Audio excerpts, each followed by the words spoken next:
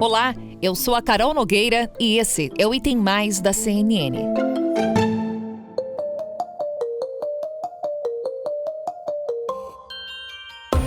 E a gente vai seguir falando desse assunto Auxílio Brasil. O presidente Jair Bolsonaro minimizou, disse que não tem risco nenhum ao teto de gastos, inclusive um pouco diferente do que a gente está vendo na reação do mercado e na disparada do dólar. Aproximadamente temos 16 milhões de pessoas no Bolsa Família e o ticket médio do Bolsa Família está em R$ 192. Se o médio é 192, tem muita gente ganhando 40, 50, 60 reais. O que nós decidimos? Passar todos para no mínimo R$ 400.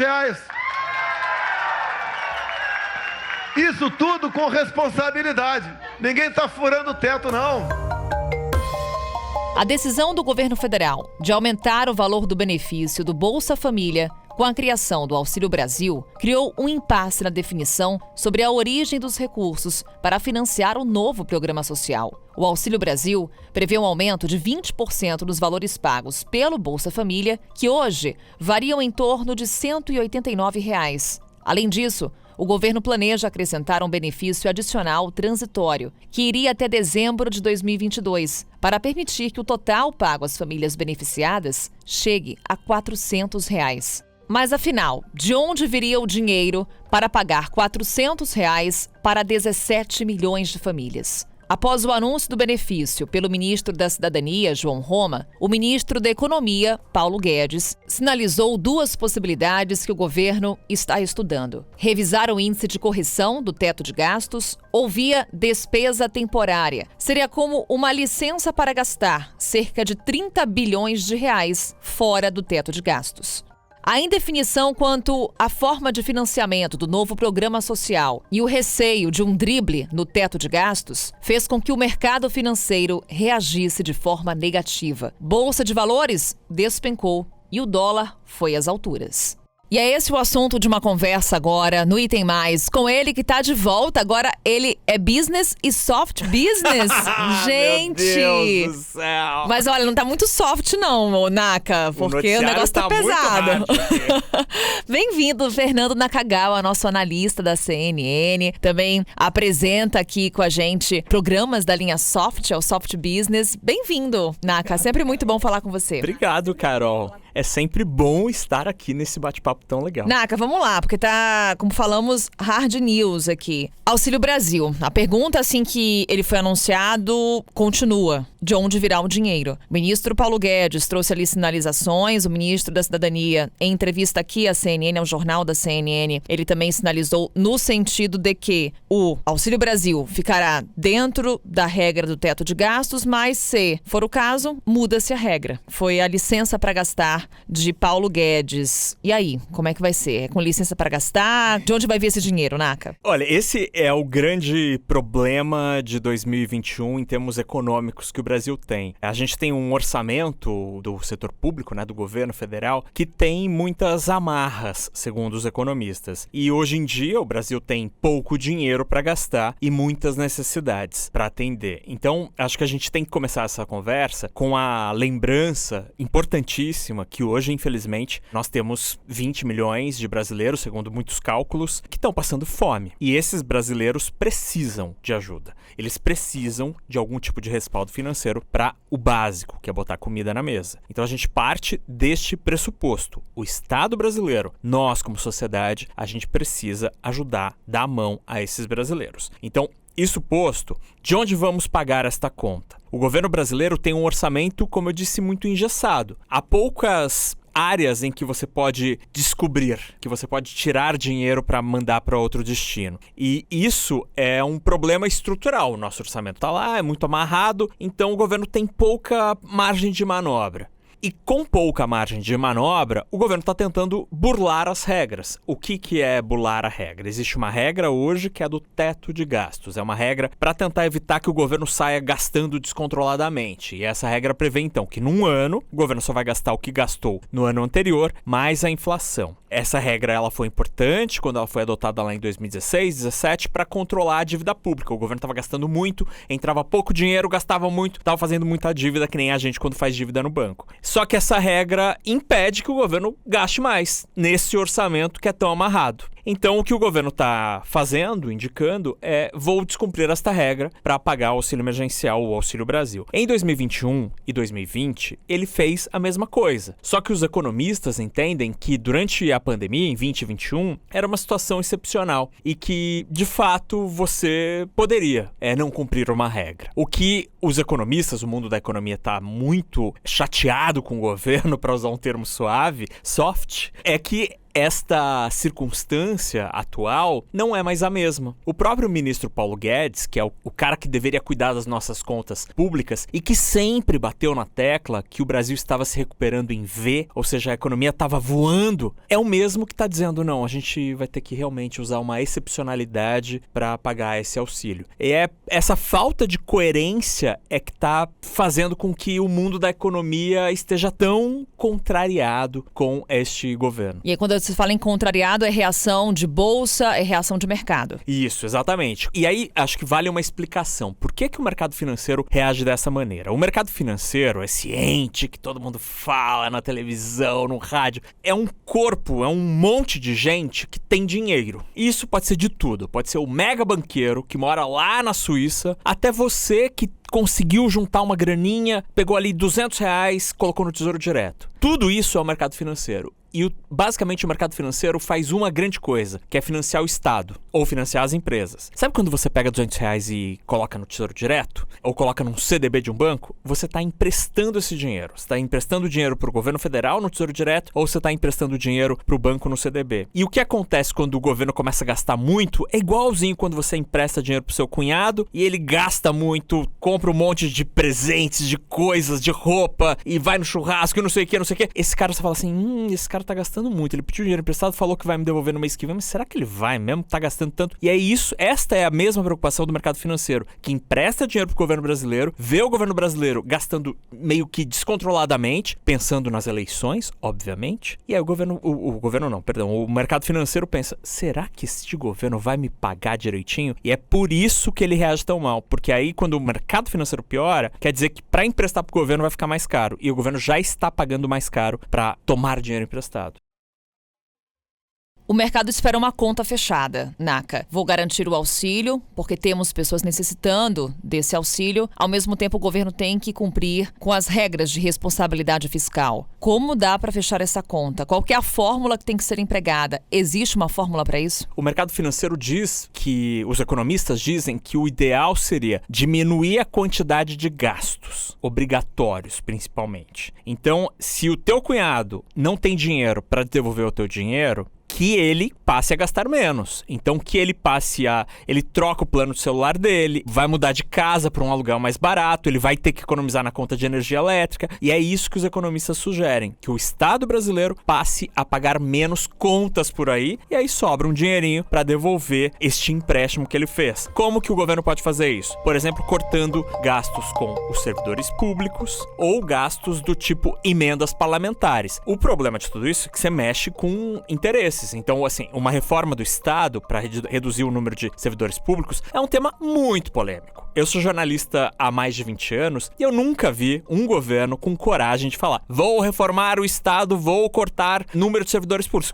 Porque, obviamente, não consegue. Leia-se reforma administrativa. Exatamente. Que estamos aguardando. Que este governo, aliás, prometeu fazer e não fez. Por quê? Porque tem medo ou tem receio da reação dos servidores públicos, que são uma categoria essencial para o funcionamento do Estado e muito organizados. Eles são muito organizados, então eles conseguem reagir de maneira muito eficiente e todo governante tem medo disso. Então, essa seria uma maneira de cortar gastos. Por exemplo, os gastos que o governo tem com a sua própria máquina, com o funcionamento do Estado, com os servidores públicos. Outra maneira seria, por exemplo, tirar alguns gastos que existem no orçamento. Um dos gastos mais apontados hoje pelos economistas são as emendas. Parlamentares têm direito a emendas, bancadas têm direito a emendas e o relator do orçamento tem direito a emendas. Então, tudo isso é dinheiro do Estado, que é um deputado ou um senador que decide o destino. Só em emendas do relator são 17 bilhões de reais. Então essa seria uma grana que poderia ser cortada. Só que aí quem corta isso briga com o Congresso Nacional, briga com os deputados, briga com os senadores. Nenhum cara, nenhuma mulher, nenhum homem que senta na cadeira de presidente da República Federativa do Brasil quer comprar briga com o Congresso. Então ninguém tem coragem de passar a tesoura ali. De economia a gente já fica por aqui, viu, Naka? Obrigada mais uma vez por essa conversa, por esclarecer e deixar muita dúvida aqui pra gente, na verdade, viu, Naka? Vim aqui só pra confundir, pra eu voltar de novo. Maravilha, combinado, Naka. Até uma próxima e em breve. Combinadíssimo. Um beijo, Carol. Obrigado.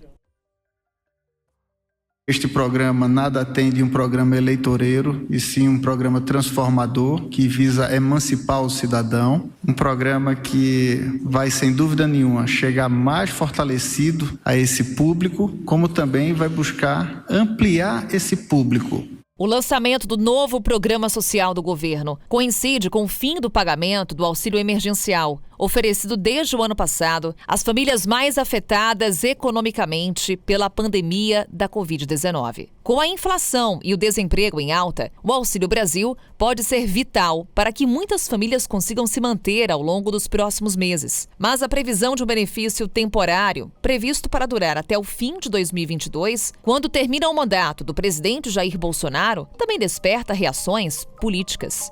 Yuri Pita, hoje é um dia importante quando a gente olha para aspectos políticos e econômicos. Temos a votação, pelo menos essa é a expectativa, da PEC dos precatórios no plenário da Câmara dos Deputados. O texto já foi aprovado na comissão especial e agora vai para o plenário da Câmara. Olhos voltados para lá, olhos da política e da economia. Eu faço uma pergunta para você que vai na mesma linha do que eu conversei com Naka agora há pouco. Quem venceu essa disputa, se foi política ou se foi economia? Por que eu te pergunto isso? Paulo Guedes sinalizou mais de uma vez que a ideia da equipe econômica é que o valor do benefício fosse de R$300. Nas declarações que ele deu ao lado do presidente Jair Bolsonaro, ele foi enfático. Além de 400, não dá, não é possível. Economia e política vão conseguir caminhar juntos e manter esse valor? Ou corremos o risco de, por exemplo, ver um repeteco do que foi o auxílio emergencial, já que temos nomes da oposição defendendo um valor maior nesse momento? Olha, Carol, o ministro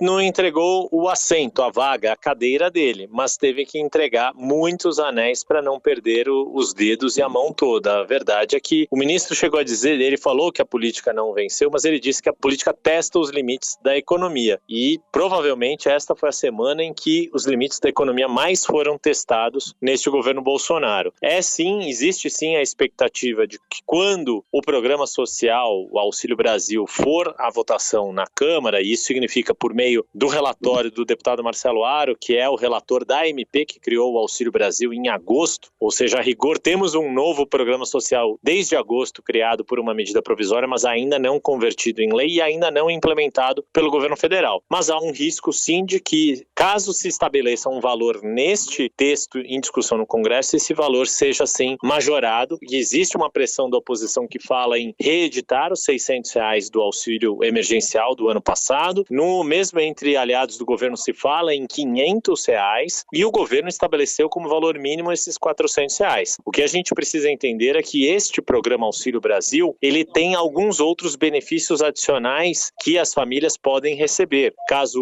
a criança ou adolescente tenha um bom desempenho escolar, caso tenha um bom desempenho esportivo, tem uma série de outros mecanismos que alguns críticos do programa consideram que complicou o programa, tornou ele mais difícil de compreensão do que era o Bolsa Família, que é uma das vantagens do Bolsa Família. O fato de ser focalizado de fácil compreensão pelos beneficiários, pode ser que isso aconteça sim durante a tramitação no Congresso Nacional, Carol. Yuri, quero relacionar com você. Até que ponto essa alteração da regra de correção do teto de gastos tem ligação com o ano eleitoral? Paulo Guedes foi muito enfático, disse que quanto mais se aproxima a eleição, mais aparecem aqueles que querem furar o teto. Há uma relação direta nisso? Eu acho que a grande diferença, e aí seria pedir demais para um político não querer permanecer, conservar o poder. Então, claro que vários programas sociais e mesmo outras políticas públicas são criadas não só para ter um efeito positivo entre as pessoas que são atendidas, mas certamente para se reverter em popularidade, em aprovação e permanência do grupo político no poder. Dito isso, é fato que sim, tivemos, por exemplo, em 2001, penúltimo ano do governo Fernando Henrique, na iminência de ter uma eleição presidencial em 2002, em que Fernando Henrique não poderia ser candidato à reeleição, logo o PSDB teria que escolher outro candidato, houve uma disputa entre ministros do governo Fernando Henrique em torno de programas sociais. Paulo Renato Souza, do Ministério da Educação, com Bolsa Escola, que foi o mais bem sucedido desses programas daquela época, José Serra, ministro da Saúde, com Bolsa Alimentação, o Ministério de Minas e Energia na época era controlado pelo antigo PFL, que queria lançar Rosiana Sarney candidata, também criaram um Vale Gás para ajudar famílias com dificuldade de comprar botijão de gás. Então houve naquele governo uma disputa sim em torno de programas sociais de transferência de renda, que é o mesmo modelo que está em discussão agora no Auxílio Brasil. No governo Lula, o Bolsa Família foi criado em 2003, unificando todos esses programas e já se colocando como meta para 2006, ano em que Lula disputaria a reeleição, conseguir atender 11 milhões de famílias, o que era muita coisa, era praticamente multiplicar por 10 o que o Bolsa Escola antigo, que era o principal programa social do governo Fernando Henrique, atendia. Lula conseguiu em 2006 e conseguiu ser reeleito em 2006, apesar de ter sido desgastado pelo escândalo do Mensalão de 2005. O que isso significa? A partir dali, lançou-se um olhar para o papel que o Bolsa Família exercia como força para reeleger o então candidato à reeleição Lula, ajudou a eleger Dilma Rousseff, sucessora de Lula, em 2010 e depois também ajudou Dilma a ser reeleita em 2014. E vale lembrar, mesmo em 2002, José Serra, que foi o candidato do PSDB, não conseguiu ser eleito, mas ele teve boa votação onde esses programas sociais da época do governo Fernando Henrique eram mais eficientes, atingiam mais pessoas. É isso que a ciência política estudou e por isso a gente percebe agora uma movimentação muito forte do governo federal para conseguir colocar na rua não só um novo programa social, mas um programa social que de fato seja diferente do programa Bolsa Família, que nessa semana toda completou 18 anos e esses 18 anos do Bolsa Família, que é o mais bem sucedido programa social de transferência de renda do Brasil e da própria América Latina, acabou ficando ofuscado pela discussão fiscal do teto de gastos, e é importante a gente lembrar o que a gente ouve de muitos especialistas em contas públicas. O programa social poderia ser fortalecido, redesenhado, discutido, independentemente dessa discussão do teto de gastos. Transformar o programa social numa discussão fiscal acabou sendo uma opção do governo Jair Bolsonaro por decisão política, porque quis ampliar o teto para conseguir acomodar outros interesses políticos dentro do teto. Yuri, quero insistir em 2022 com você. Para começar, como é que o tema Programa de Transferência de Renda vai surgir no debate da corrida presidencial? Afinal, temos o presidente Jair Bolsonaro anunciando o Auxílio Brasil com valor de R$ 400, o ex-presidente Lula, que figura liderando pesquisas de intenção de voto para 2022, defendendo um valor de R$ 600. Como é que fica o debate em torno disso no ano que vem? Outro ponto, agenda liberal. Parte do eleitorado de Jair Bolsonaro em 2018 foi em busca dessa agenda e hoje reformas têm dificuldades para avançar. Esse eleitor que aposta numa agenda reformista pode comprometer de que forma também a campanha em 2022? Te respondendo de trás para frente, Carol, minha impressão é de que este eleitor mais fiscalista, digamos assim, ou que tem um apoio para essa agenda mais de austeridade fiscal, um olhar mais liberal para a economia, ainda que ele esteja insatisfeito com o governo Jair Bolsonaro, ele não vai encontrar esse tipo de política numa eventual candidatura do ex-presidente Lula, que tem deixado muito claro suas críticas, por exemplo, à regra do teto de gastos, que foi aprovada no governo Michel Temer, tem feito, de novo, um discurso bastante voltado às políticas sociais que foram uma das principais marcas dos governos do PT e principalmente do governo Lula, como a gente disse, com o Bolsa Família. Certamente esse debate vai estar colocado e o que o governo Bolsonaro quer também com o fortalecimento do seu programa social próprio. Justamente tentar enfrentar a identificação que existe com o PT desses programas sociais. E aí, talvez, a gente fez esse histórico todo para mostrar o quanto o candidato do governo, seja ele o próprio presidente candidato à reeleição ou um candidato apoiado pelo governante, acaba sendo beneficiado na sua votação nas localidades do Brasil onde esses programas são mais importantes para a renda local. E por isso que o Nordeste tem uma identificação muito forte com o PT. A grande questão é se esse programa social do governo Bolsonaro vai ser forte o suficiente para apagar a memória desses eleitores, principalmente do Norte e do Nordeste, que são atendidos pelo Bolsa Família, se vai ser possível apagar essa memória em relação ao PT e principalmente em relação a Lula. Esse é o desafio que está colocado nas eleições do ano que vem e que talvez seja um cenário diferente do que a gente teve em outras eleições. E a gente só vai saber quando as urnas forem abertas o quanto esse efeito eleitoral esperado pelo governo do Auxílio Brasil vai se fazer ou o quanto a memória dos governos do PT em relação ao Bolsa Família vai ser resiliente mesmo diante dessa investida do atual governo. Yuri, para a gente encerrar, vamos falar um pouquinho do futuro de Paulo Guedes, o que a gente pode esperar?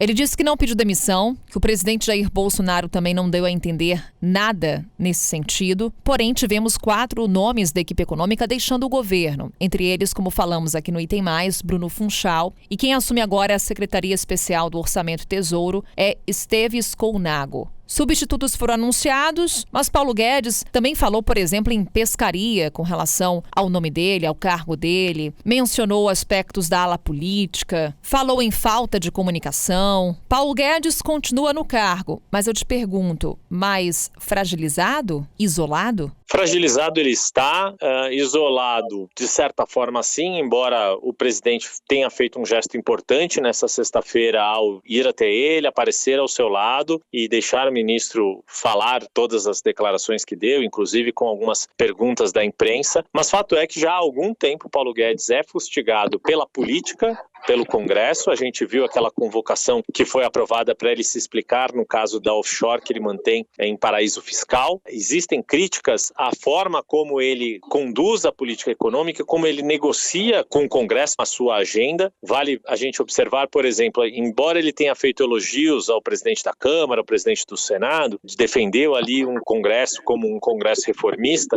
fato é que ele também criticou o Senado por não aprovar a proposta de imposto de renda que ele, Paulo Guedes, defendia e usou isso como justificativa para a concessão que ele está aceitando fazer em relação ao teto de gastos. Embora ele diga que a política não venceu, que a política testa os limites da economia e foi até indelicado com seus ex-auxiliares, dizendo que eles eram jovens, que eram muito intransigentes, estavam defendendo de forma um tanto quanto ferrenha as suas bandeiras e ele, Paulo Guedes, estaria sendo mais maleável e político para defender o atual governo. Mas fato é que Paulo Guedes passa por um desgaste muito grande, por uma dificuldade de fazer as entregas de promessas feitas por ele próprio ainda na campanha de 2018 e ao longo do governo, e sob o risco de não conseguir entregar resultados econômicos para o ano que vem, para o ano de disputa eleitoral, que sejam suficientemente robustos para o presidente ser competitivo. Todo esse esforço do presidente Jair Bolsonaro com o Auxílio Brasil, com o programa social, tem muito a ver com as condições da economia que,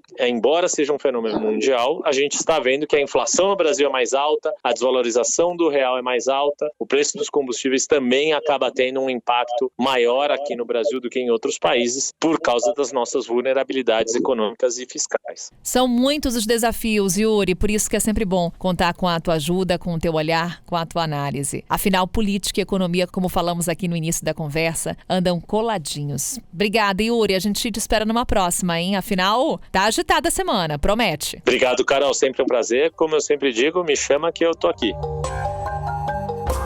E eu te espero aqui no Item Mais. Por hoje, ficamos por aqui. Amanhã estamos de volta. Tchau.